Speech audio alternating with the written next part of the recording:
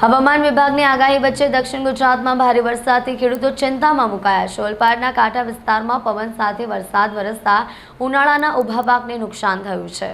હવામાન વિભાગે રાજ્યના કેટલાક જિલ્લાઓમાં 40 કિલોમીટરની ઝડપે પવન ફૂંકાવાની શક્યતા વ્યક્ત કરવામાં આવી હતી, જેને લઈને ઓલપાડ સહિત રાજ્યના અન્ય જિલ્લાઓમાં તેની અસર જોવા મળી છે। હવામાન વિભાગની આગાહીને પગલે ગુજરાત રાજ્યના વાતાવરણમાં પલટો જોવા મળ્યો છે। અનેક વિસ્તારમાં ધૂળની ડમરીઓ ઉડી છે।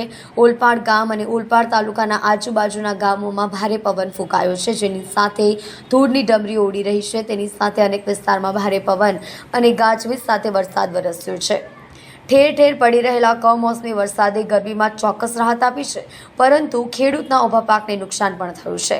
માવઠાને કારણે ઉનાળામાં થતા તલ, મગ, બાગાયતી પાક અને કેરીને નુકસાન થયું છે। આ નુકસાનનો સર્વે કરવાની ખેડૂતોએ માંગ કરી છે અને સાથે સાથે સર્વે કરી નુકસાનનું વળતર આપવાની માંગ કરી છે। જયેશ પટેલ, ખેડૂત આગેવાન। સમગ્ર દક્ષિણ ગુજરાતમાં ગઈ રાતે જે રીતે માવઠાની અસરને કારણે ખેડૂતો ખાસ કરીને ખૂબ જ ચિંતાતુર બન્યા છે। દક્ષિણ ગુજરાતમાં જે કાંઠા વિસ્તાર છે એમાં સવિશેષ ઉનાળુ ડાંગરની ખેતી છે અને ડાંગરની કાપણીની સિઝન ચાલી રહી છે।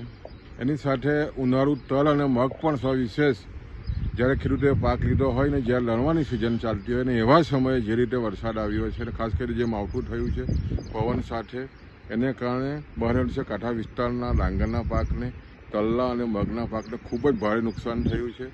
જે રીતે ગ્લોબલ વોર્મિંગની સીધી અસર ખેડૂતોને થઈ રહી છે ને ખાસ કરીને આ વર્ષે સતત તમે જો આ ચોથું માવઠું છે ને જે રીતે ભયંકર રીતે જે રીતે વરસાદ અને ખાસ કરીને જે રીતે વાવાઝોડું આવ્યું એને કારણે તલ અને મગને પાકને અને ખાસ કરીને જેમે જોવો તો ડાંગરના પાકને પણ સવિશેષ મોટું નુકસાન થયું છે।